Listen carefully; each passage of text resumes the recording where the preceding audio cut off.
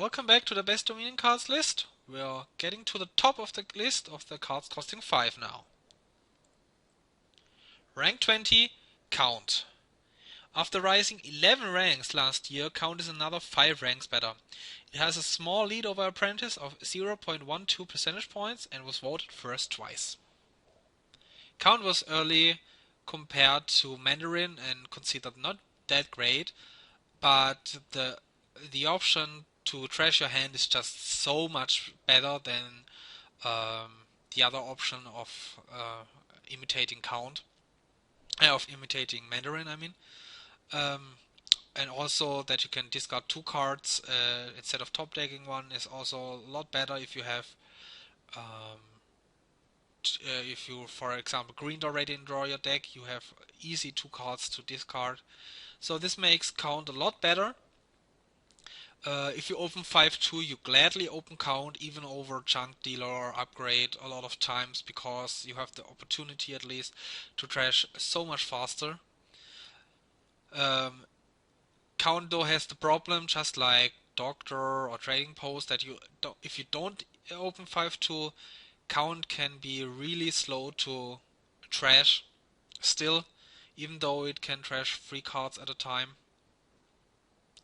Because especially if you draw like count with if you open silver and then draw count with both your silvers, you can't even top deck one and trash 3 cards. You can only trash 2 cards, which is of course not that great, and it also means that your upper hand is terrible.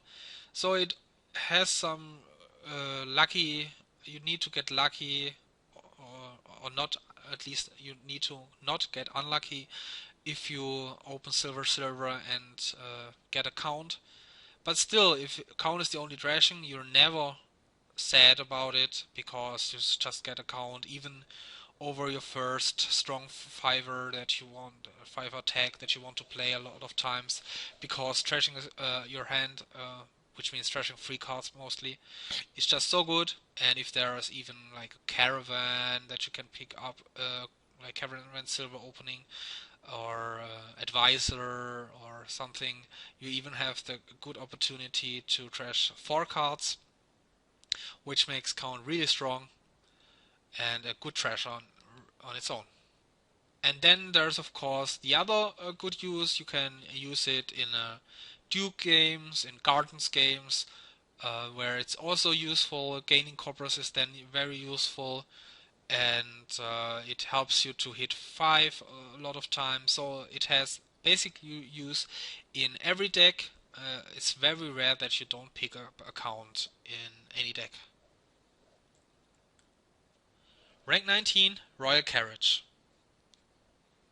Royal Carriage is a big winner, being 10 ranks and nearly 8 percentage points better than last year. Yes, Royal Carriage is deservingly higher because it's a very good throne room variant. I mean, it's still only a throne room for 5, and it has tough competition for 5, but throne room is a really good card, and you often gladly pay 5 for it. It's also superior to Crown because it has a much wider use case. You can use Royal Carriage in ways you can't use Crown or Throne Room, and that is that you, for example, only need like 1 or 2 of your key terminals that you want to throne and just get more Royal Carriages to play a lot of the key terminals in one turn. The best example is, for example, Bridge. So you get 1 bridge and then just get Royal Carriages, and then play 1 bridge and call all your Royal Carriages, which leads to a mega turn. But also, like other key terminals, like attacks that stack, like Torturer or a Mountebank, especially, is really good to get a Royal Carriage over a second Mountebank because you can just play, or maybe not a second, but probably your third Mountebank, because you don't risk colliding, and even if he has a curse in hand, you can just call Royal Carriage again to mostly guarantee to give him a curse and a copper. And Mountebank is also the other good use case for Royal Carriage in decks that where it's hard to build an engine on its own, but you still want to play as much of your keycards as often. Royal Carriage is very good because you don't have to collide Throne Room with Mountebank or something. You have thick deck and can still play your key action cards multiple times, which is also very useful. So this leads to very good use cases for Royal Carriage and makes it really a lot better than Throne Room on its own. Rank 18 Highway. Highway continues to go up and is higher than ever before. It climbed up only two ranks this year, but over 6 percentage points is still a lot. It was also voted first once. It is 3 ranks higher in the unrated ranking. So somebody please explain why Highway is this ranked so highly. Because I can't see it that much higher than Baker and Artificer especially. Uh, I mean, if there's plus buy and you can draw a deck, Highway is amazing, but still this is not very comparable to a Bridge Megaturn. Highway Megaturns are not that common. I think that it deserves to be that much higher than the other um, market variants or peddler variants. I mean, it is nice payload, and if you have a plus buy, it's often like plus 1 card, plus 1 action, plus 2 coins, which is of course very good. But I can see it being the best of the peddler variants, but I can't see it like better than Stables or Laboratory that are just always good, while Highway is not always good. I mean, there's even cases where Highway is bad because you have trash for benefit, like an Apprentice or Bishop or something, or other cards like Sage, where Highway just is not really good for your deck. So it's a very good card, but I think it's definitely like 10 ranks lower. Should be like 10 ranks lower. When it's good, it's amazing. That's of course true, but there are a lot of boards where it's just mediocre, and you're just getting it for like a plus 1 card, plus 1 action, plus 1.5 coin effect or something like that, because you rarely use all your buys. If you have multiple buys, and yeah, it's hard for me to formulate, um, but it's not really that much better, I think, than Artificer, for example, which can also mega turn with cost reduction. Of course, both Highway and Artificer is a good interaction that's very strong. Um, but yeah, it really needs help, Highway. And if you don't have like a cantrip plus buy, like a workers village or a market square or a market or other good synergies like Artificer, you rarely get all the benefit of Highway that you would have gotten otherwise. Rank 17, Bridge Troll. Bridge Troll is 4 ranks better, but even more impressive is that it's nearly 8 percentage points better. It is 1 rank lower in the unrated ranking.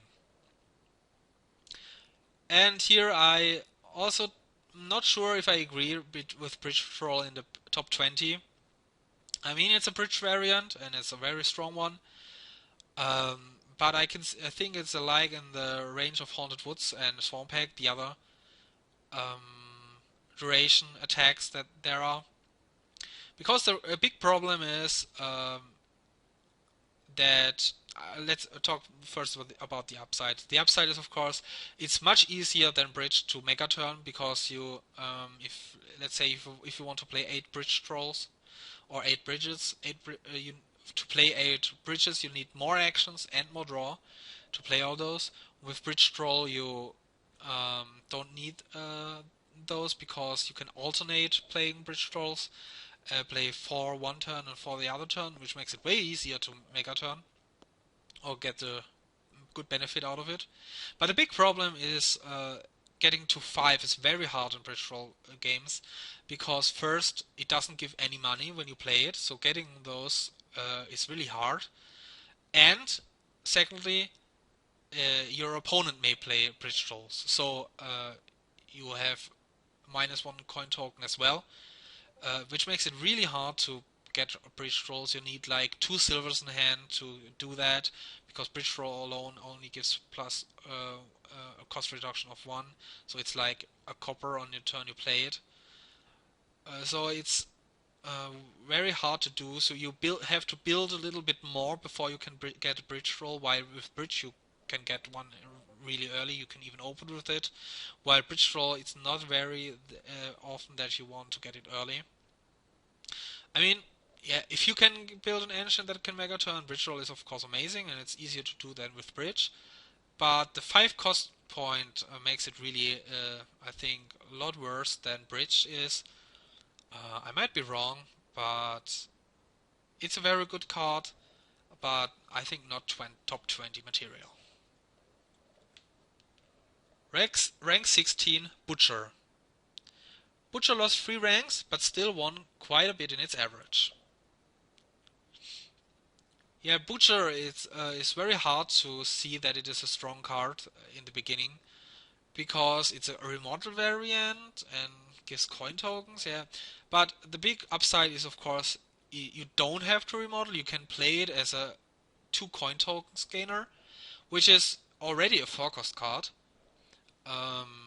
Like a card that only says to take 2 coin tokens is a really solid 4 cost card in my opinion. But both combined makes it really good, because in the early game you mostly like remodeling copper estates into silvers. That leaves you with 1 coin token that you can use to either buy something good still on the turn you play it, or save for future turns. And even if you don't save it, even if you save it to the end game, you can then turn those useless, not useful anymore, 5 cost action cards into provinces by only spending 1 coin token, which is like an expand play, which costs 7. So you can see the big upside of it, of Butcher. Like if you compare it with Grave Robber is also really good if there's a way to get 5 cost cards, but that Butcher can also give you 2 coin tokens makes Butcher just so much better. So yeah, getting a Butcher is very good in basically any deck. You can play Butcher Big Money, which is solid. Turn estates into silvers, and in the end game you can turn your other butchers, if they collide, or golds into provinces. And it also helps if you duchy dance to still accumulate coin tokens to get the last province when the duchies ran out. So this has very good use cases, and of course if you play an engine, can play multiple butchers each turn. Is also very good payload for your engine. So this is a very good card in most decks. Rank 15, Counterfeit. Just like Butcher, Counterfeit loses 3 ranks, but goes up in its average. It is 1 rank higher in the unweighted ranking. Yeah, Counterfeit is the worst of the 3 non-terminal 5 cost treasures. Counterfeit is a very good one, mostly because it gives +1 buy and you can't draw it dead, because it's a treasure card, which is really good. It also gives money when you trash those coppers, so it's comparable to Moneylender, but has so much upsides. A Moneylender that you don't have to play in action, and you even get a plus buy, which is very useful for engines, of course, and where you want to trash. So getting a Counterfeit for your first 5 is very common, and even getting a second one is not rare. This is very good. Of course, it has a big disadvantage over comparison to Junk Dealer and Upgrade, that it only can trash treasures, so you're stuck with your estates. But even if you can't trash your estates, building an engine is easily possible, because if your engine can't handle 3 estates, then it's probably not a good one. So this is very good payload, and if there's even a gold gainer or spoils. Counterfeit is of course also amazing for that, because you can just gain those golds and gain those spoils back and back and just trash the cards that you gained over and over again for big payload, which makes Counterfeit also amazing in those decks, acting like a throne room for treasures. So this is a very good card, and I could see it even a little bit higher, but like it was last year or the year before, like in the upper 10 range. Rank 14, Ghost Ship. Ghost Ship is only one rank better, but being nearly 6 percentage points better is quite a lot. It is 3 ranks lower in the unweighted ranking though. So Ghost Ship is a card that you want at least one in most decks, especially one if you play an engine, because playing Ghost Ship over and over again is really strong, especially if your opponent doesn't go for the engine, he just loses, because if he will stall so fast if he has to put either your bad cards back on top for a bad turn next turn, or your good cards on top for a bad turn this turn.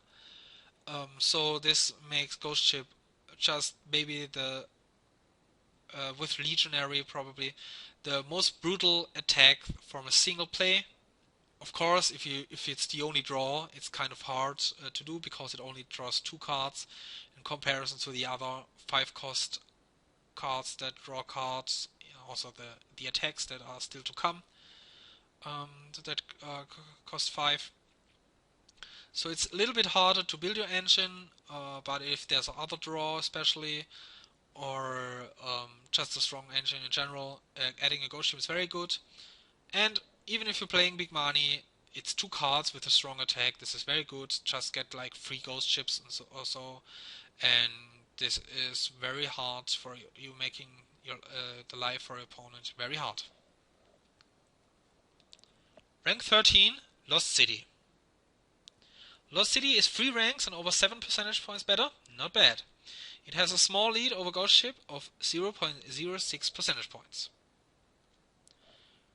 Yeah, Lost City is just way better than Lab because it's a lab and a village combined. Of course, it has a drawback, um, that your opponent has to draw a card, but there are ways around that, or ways that it doesn't really hurt that much. Mostly if you can get multiple Lost Cities in a turn, if, for example, gain one and buy one or something, or get 10 and 2 buys and get 2 Lost Cities, then your opponent gets the benefit only one turn and not the other, because a 7-card hand and a 5-card hand is just worse for your opponent than 2 6-card hands mostly. Also, if you can gain Lost Cities and then play a discard attack, this is of course also a very good way around that. It's like playing a Margrave. So this is of course the best way to do it. Also, if you can somehow, but this is a really edge case, put a -1 card token on your opponent's deck and like Storyteller Relic or something, and then get Lost City, this is of course very good. But of course this is very edge case. But yeah, getting Lost Cities still is very good. You really, if you need Lost City, you need it. You really don't care about the downside of your opponent drawing a card. Mostly if it's like mid-game, your opponent doesn't really benefit all that much because he has already built a very good engine, and 1 card more or less doesn't help him all that much. Only if you get it early, it helps your opponent mostly to be able, for example, still trash down and get a 5-cost card, for example, with the 6th card, which is normally hard to do. Like opening Lost City on a 5/2 is often also not really worth it. It really depends, of course. But if you need the village or the cards or both, you just get it because it's really good and it pays off really fast. And yeah, you have to be aware of the downside of your opponent drawing card, but don't be afraid of giving your opponent the card because that's just not worth it. Just like Embassy, you often really don't care if your opponent gets a silver, mostly because silver often even hurts. But I mean, early game, It helps, of course, but still, if you want the embassy, you get it, and just like Lost City, you just get it when you need it. It's a very, very, very strong card. Rank 12, Margrave.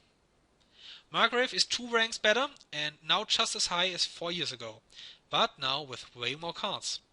It has also a 6 percentage points better average, which is quite a lot. It was voted first once, and is even 1 more rank higher in the Unweighted ranking. So if you compare Margrave to Ghost Ship, Margrave is just the way better engine card because it draws 1 card more and gives the important plus buy. Of course, it's a single play of Margrave is worse than a single play of Ghost Ship, and multiple ways of Margrave even benefit your opponent, but still you don't care about the minor benefit your opponent gets from it because you need to draw those cards and you often also need those buys. Yeah, just don't play Margrave when you've already drawn a deck and you don't need more buys, but I think that's obvious. So being able to draw your deck and attack your opponent with a discard attack is just really strong. Just like Ghost Ship or Torturer. This is two effects combined in 1 card that you want for your engine: draw and payload, and payload in form of an attack, of course. So this is of course very good. I think it's debatable which one is better, Margrave or Ghost Ship.